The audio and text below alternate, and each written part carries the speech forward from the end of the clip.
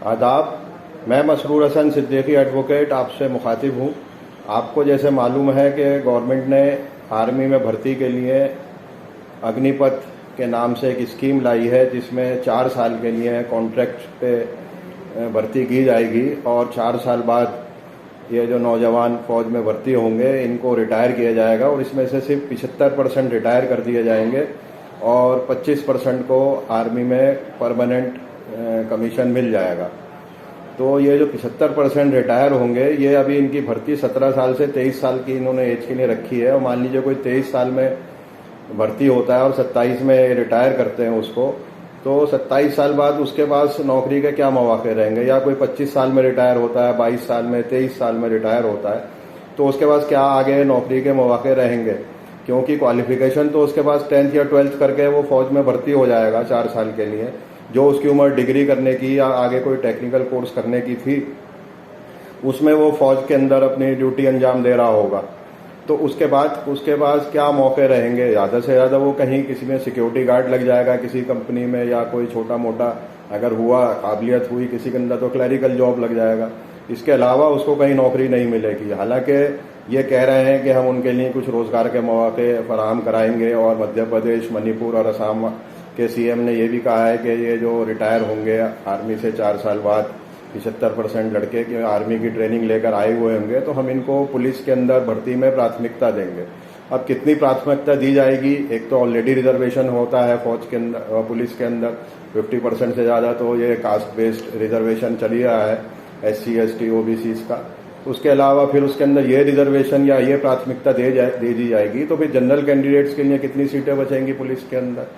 तो ये लड़के ये भी कह रहे हैं कि हम पूरी जिंदगी मेहनत करते हैं और ये अरमान लेके रखते हैं कि हम फौज के अंदर भर्ती होंगे। गांव देहात में और शहरों में भी बहुत सारे लोग, ऐसी फैमिलीज हैं जिनके अंदर 2-2, 3-3 जनरेशन से या उससे ज़्यादा से फौज के अंदर लोग चले आ रहे हैं। तो वो नौजवान भी अपने बाप दादाओं को देख के सोचते हैं कि हम भी फौज में भर्ती होंगे, तो वो बचपन से ही अपनी एक नाउम्री से ही ट्रेनिंग एक तरीके की शुरू कर देते हैं फौज के लिए। दौड़ना, भागना, एक्सरसाइज करना, अपने आप को फिजिकली मेंटेन करना। तो ये बहुत कोशिश करते रहते हैं, क्योंकि फौज का जो फिजिकल टेस्ट होता है भर्ती का, वो बहुत काफ़ी सख्त टेस्ट होता है, स्ट्रेन्युअस टेस्ट होता है। उसमें काफ़ी इनको मशक्क़त करनी पड़ती है और बहुत कम लोग उसमें कामयाब हो पाते हैं। तो इसलिए इनके लिए बहुत लंबी मेहनत करनी पड़ती है, तभी ये फौज में भर्ती होते हैं। और हर नौजवान का, हर किसी का जज्बा होता है कि वो देश के लिए कुछ कर सके और देश के ऊपर मर मिट जाए। तो ये कहते हैं नौजवान आज का कि हम 4 साल बाद क्यों रिटायर हो जाएंगे, जब हमारे अंदर जज्बा है आर्मी में देश की सेवा करने का, देश पे मर मिटने का, तो 4 साल बाद हमें क्यों रिटायर किया जा रहा है। आपने जब हमें सेलेक्ट किया और आपने हमें पाया कि हम इस काबिल हैं कि हम फौज में भर्ती हो सकते हैं, तो जब हम सारे टेस्ट पास करके फौज में भर्ती हो रहे हैं, तो आप 4 साल बाद क्यों रिटायर करेंगे। क्यों नहीं आप हमें परमानेंट कमीशन देते। 4 साल बाद हमारी जिंदगी क्यों खराब कर रहे हैं, या हमसे देश पे मर मिटने का जो हमारा एक अरमान है उसे क्यों छीन रहे हैं हमसे। तो इसको देखते हुए नौजवानों में बहुत रोष था। तो नौजवानों ने कानून अपने हाथ में लिया और प्रदर्शन जो उन्होंने किए, जैसे बिहार में खबरें आ रही हैं कि उन्होंने ट्रेनों को जला दिया, रोड काट दिए, रोड जाम कर दिया, रोड पे सरकारी बसों को नुकसान पहुंचाया, साथ में प्राइवेट प्रॉपर्टी, प्राइवेट बसें और व्हीकल्स को भी नुकसान पहुंचाया। तो मैं उस चीज़ की वकालत नहीं कर रहा कि ये इस तरह का उग्र प्रदर्शन होना चाहिए। हाँ, अगर हमारे नौजवानों की मांग जो है, जिसको मैं जायज़ समझता हूँ, तो जायज़ मांग के लिए जो है हम पीसफुली डेमोन्स्ट्रेशन कर सकते थे।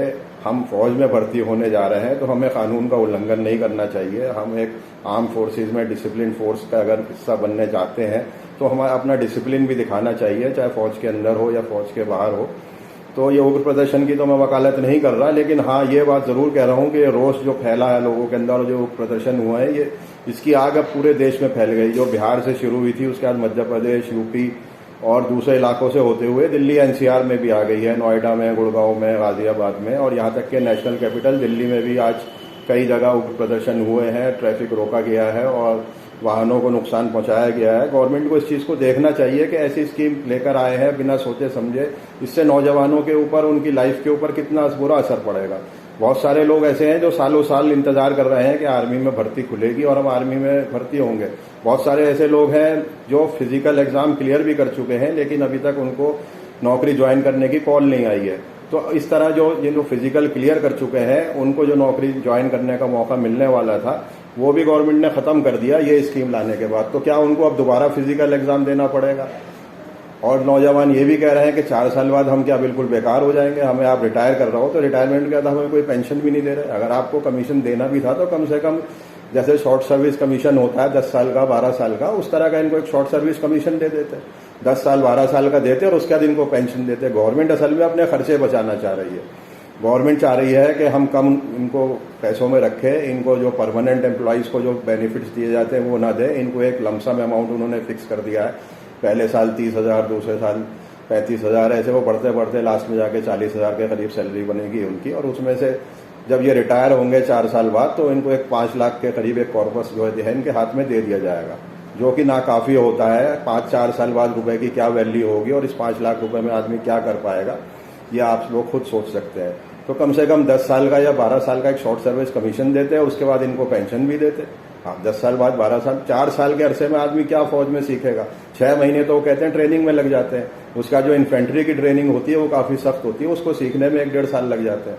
तो आप किसी आदमी को इतनी ट्रेनिंग भी दे रहे हो, फौज के जो जराए हैं उनके ऊपर खर्च भी कर रहे हो, और 4 साल बाद आप उनको नाखिस कह के बिल्कुल बाहर निकाल दोगे 75% जो भर्ती होगी इसमें से, तो फौज का भी नुकसान हो रहा है। हाँ, गवर्नमेंट अपना पैसा बचाना चाह रही है, क्योंकि ये बात सही है, गवर्नमेंट बिल्कुल दिवालिये पे पहुंच गई है। गवर्नमेंट जो है के खजाने बिल्कुल खाली हो गए हैं और गवर्नमेंट उससे बचने के लिए फौज में इस तरह की कंट्रेक्चुअल एम्प्लॉय के अंदर क्या डेडिकेशन होगी जब उसे पता होगा कि 4 साल बाद मुझे रिटायर हो जाना है, तो वो क्यों डेडिकेशन से काम करेगा, क्यों डेडिकेशन से जो है फौज के अंदर ट्रेनिंग लेगा? वो तो सोचेगा 4 साल मुझे गुजारने हैं, मैं चला जाऊंगा। तो ये पहलू भी आप देखिए।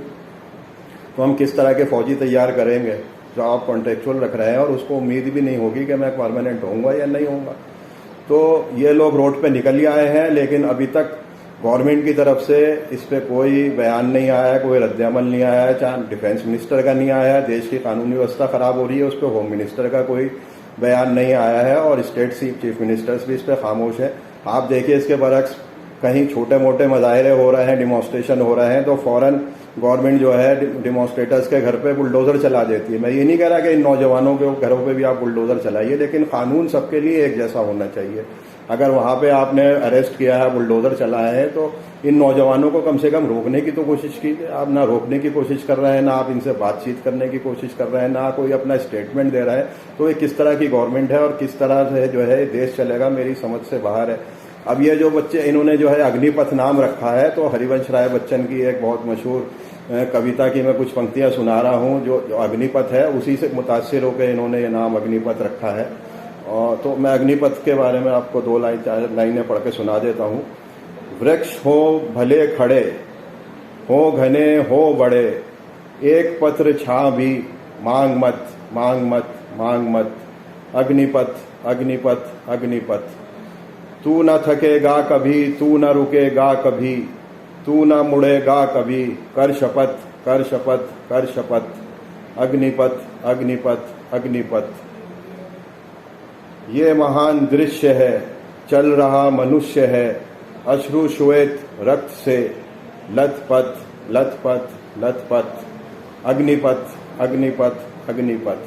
तो ये नौजवान जो है ना, गवर्नमेंट समझ ले कि जब इसके अंदर जज्बा है देश के लिए बलिदान देने का, देश के लिए अपनी जान निछावर करने का, अपना घर बार सब छोड़ कर ये फौज में भर्ती करने जाने के लिए तैयार रहता है, अपनी जान निछावर करने के लिए तैयार होता है, अपना घर परिवार छोड़ने के तैयार होता है। अगर ये नौजवान सड़क पर निकल आया है अपने हुकूक की रक्षा करने के लिए, अपने हुकूक मांगने के लिए, तो गवर्नमेंट इसको हल्के में ना ले, बल्कि इनसे बात करे, इससे पहले कि स्थिति और ज्यादा खराब हो और हमारा देश का नौजवान जो हमारा देश का रक्षक बनने को तैयार है वो गलत रास्ते पे ना चल पड़े और ये आगजनी और लूटमार की घटनाएं ज्यादा ना बढ़ जाएं, इससे देश का बहुत ज्यादा नुकसान होगा।